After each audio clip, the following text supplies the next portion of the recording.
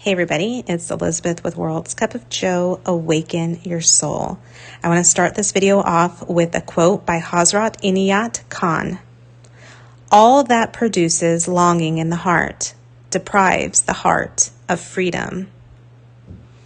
The more I longed for my twin flame, the more he pulled. He pulled because I was depriving him, without realizing it, of freedom. Freedom to love me the way he chose. Freedom to coexist with me without me needing anything from him.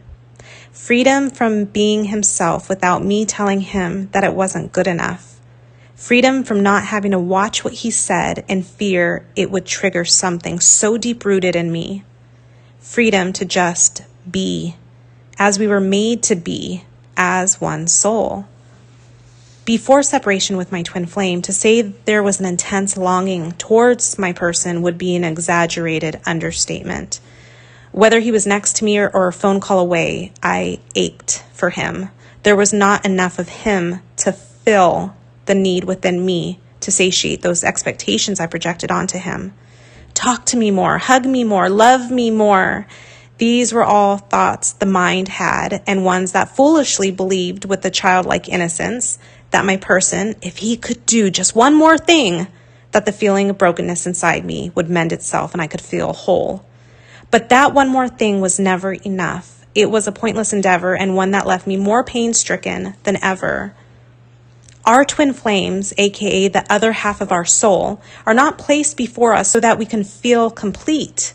No, they are placed before us so that we can know we are already complete.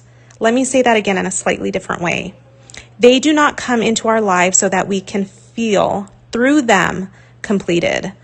They are there as a reminder that we are already enough and whole on our own. When I met my twin flame and the addictive energy spontaneously ignited like a massive fireball, it felt like the only thing that could extinguish those painful feelings that had been stirred up and activated was my twin. Personally, I looked to my twin to be my savior, if you will, not understanding the dynamics and energetic connection that was at play. I didn't know that he could never be what the mind longed for. What the mind thought and feared was separate from what it was. All the longing did was to keep my heart closed off, maybe even more than it was prior to our meeting, because I was so scared of feeling the pain that I knew only he could initiate if he were to leave. So I lived life every day with him, but in fear that he would leave. I clung to him as if he was the life force giving me the ability to breathe. It was this energy that stifled and overwhelmed my person to the point that he needed to leave. It was this energy that made him feel suffocated.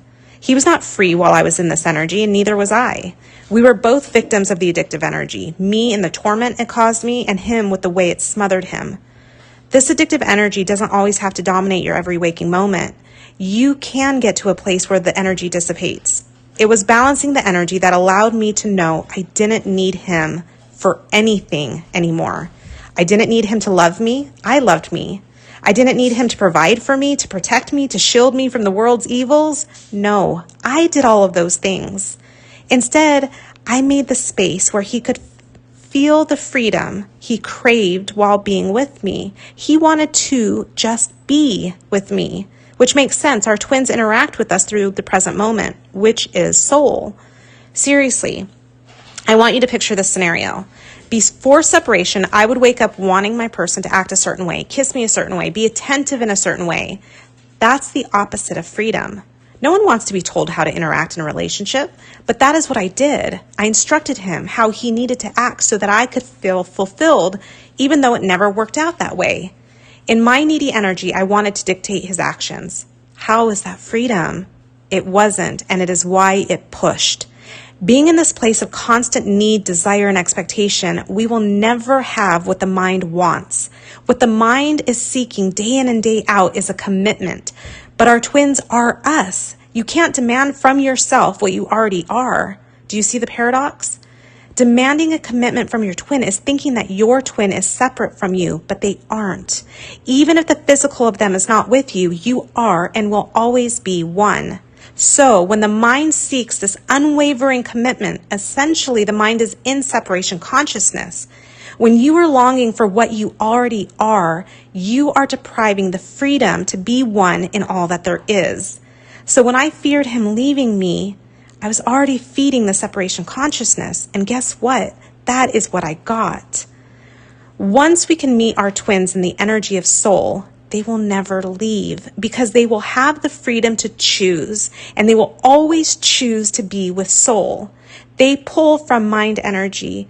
They're magnetized to the energetic vibration of what they are, which is soul, which is you.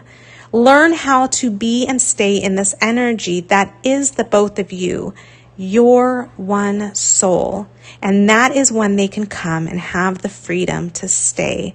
There will never be a longing again in the heart because that which is them is already you.